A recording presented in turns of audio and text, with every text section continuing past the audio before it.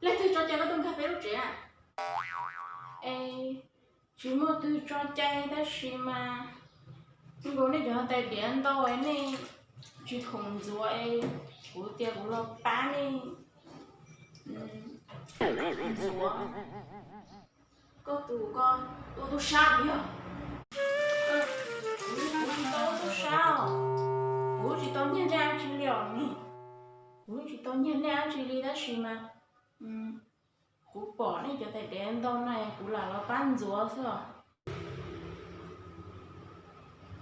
Ê, đây sao chị của chị rồi nhỉ? Cú bán đi rúa đâu sao? Chị mua có mà ê, thọ có sao rồi cha của mà lên mua.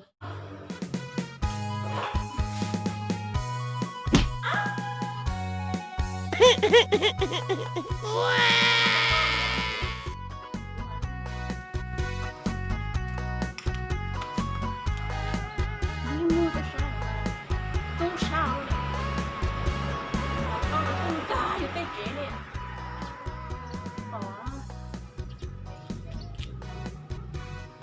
Hai nó bé sữa đó nè, nhau trẻ thơ bươn đốt nụ, bươn là có thơ khi có trong chia, sao mày nó muốn mua tôi sao rồi, khi có trong chia gì tôi sao, còn cái gì trẻ tôi rồi chỉ nói nè, bé sữa